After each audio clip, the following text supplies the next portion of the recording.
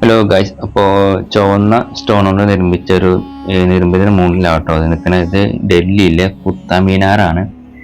ഇന്ത്യയിൽ തന്നെ ഏറ്റവും ഉയരം കൂടിയ മീനാറാട്ടോ കുത്ത മീനാർ. 800 വർഷത്തോളം പഴക്കമുണ്ട്. 3 തലമുറ രാജഭരണം ഭരിക്കുന്ന കാലഘട്ടത്തിൽ നിർമ്മിച്ചതാണ് കുത്ത മീനാർ.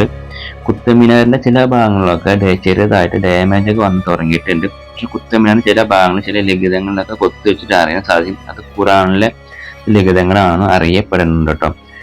ആദ്യം കുത്തബ് മിനാർ 2 നില പണിത് വെച്ചിട്ടാണ്. പിന്നീട് 3ാമത്തെ തലമുറ രാജഭരണമായിട്ടാണ് ഫുള്ളായി നിർമ്മിച്ചിട്ടുള്ളത്. അതുകൊണ്ട് തന്നെ ഏറ്റവും ടോപ്പിൽ മാർബിൾ കൊണ്ടാണ് കുത്തബ് മിനാർ പിന്നീട് പണി പൂർത്തീകരിച്ചിട്ടുള്ളത് കേട്ടോ.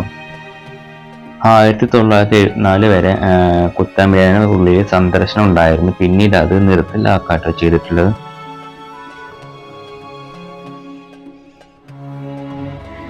ഗൈസ്, മിനാറിന്റെ അടുത്തൊരു കവാടം കാണാൻ പറ്റുന്നുണ്ട്. ഈ കവാടം പ്രശസ്തമായ ഒരു കവാടമാണ് കേട്ടോ. അലൈ ദർവാസ എന്നറിയപ്പെടുന്ന ഒരു കവാടമാണ്. ഈ കവാടം വരുമ്പോൾ ഇന്ത്യയിൽ തന്നെ ആദ്യമായി നിർമ്മിച്ച ഒരു കവാടമായിട്ടും അറിയപ്പെടുന്നുണ്ട് കേട്ടോ. ഇത് 1311 ഡൽഹി ഭരിച്ച സുൽത്താൻ അലാവുദ്ദീൻ ഖുൽജി നിർമ്മിച്ചതാട്ടോ. അതും തുർക്കിയിൽ നിന്ന് ശില്പികളെ കൊണ്ടുവന്നിട്ടാണ് നിർമ്മിച്ചത്. അതും ഇസ്ലാം വാസ്തുവിദ്യ നിയമങ്ങൾ അനുസരിച്ചിട്ടാണ് ഈ ഓരോ വർക്കും ചെയ്ത് വെച്ചിരിക്കുന്നത്. പക്ഷെ ഇതിന്റെ ഓരോ വർക്കും അഭ്യസിച്ചു പോട്ടെ ആ രീതിയിലാട്ടോ വർക്കൊക്കെ ചെയ്ത് വെച്ചിട്ട് ആ കാലഘട്ടത്തിൽ വരുമ്പോൾ ആ മാതിരി അത്രയും നല്ല വൃത്തി ഫിനിഷിങ്ങളായിട്ട് ഓരോ കൊത്തുപണിയും ആ ടൂളൊക്കെ ഉപയോഗിച്ച് എങ്ങനെ നിർമ്മിച്ചു നമുക്ക് അഭ്യസിച്ചു ആ രീതിയിലാണ് ഈ കവാടം നിർമ്മിച്ചു വെച്ചിരിക്കുന്നത്. പിന്നെ ഇതിന്റെ ടോപ്പ് ഇന്ത്യൻ ടോപ്പ് പോലാട്ടോ സെറ്റ് ചെയ്ത് വെച്ചിരിക്കും. ആ രീതിയിലാണ് ഏറ്റവും എൽക്കൂര പോലത്തെ ഗോപുരമൊക്കെ നിർമ്മിച്ചു വെച്ചിട്ട് നമുക്കത് ശരിക്കും കണ്ടു കഴിഞ്ഞാൽ അതിശയിച്ചു പോകും.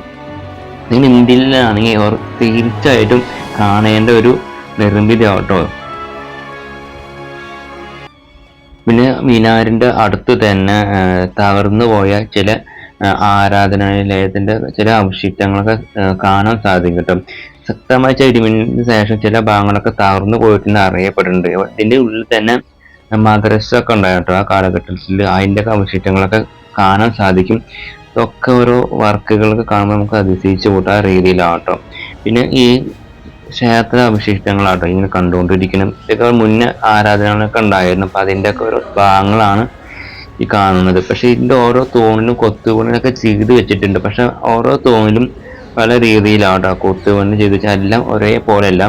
ഓരോ തൂണിലും പല രീതിയിലാണ് കൊത്തുപണി ചെയ്തു വെച്ചിരിക്കുന്നത് കേട്ടോ. ഈ കാണുന്നതൊക്കെ മുന്നേ ക്ഷേത്ര അവശിഷ്ടങ്ങളാട്ടോ. ആ രീതി കാണുമ്പോൾ നമുക്ക് അറിയാൻ പറ്റും ആ രീതിയിലാണ്. അപ്പോൾ ഇതൊക്കെ ആ കാലഘട്ടത്തിലൊക്കെ ചില ക്ഷേത്രങ്ങളൊക്കെ ഉണ്ടായിട്ടുണ്ടാവും. അപ്പോൾ അതിൻ്റെയൊക്കെ ഒരു ചില ഭാഗങ്ങളാണ് ഈ കാണുന്നത്.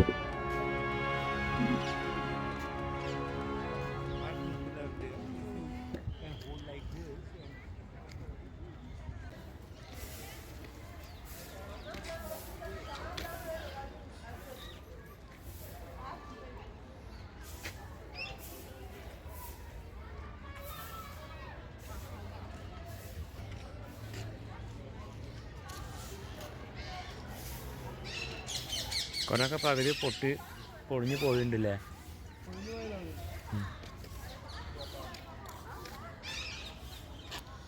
ഇതൊക്കെ മുന്നേ എങ്ങനെ ആയിരുന്നു എന്നറിയാം.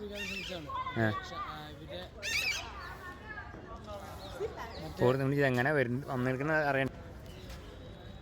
ഇതൊക്കെ എൻ്റെ ഓരോ ഭാഗങ്ങളാട്ടോ.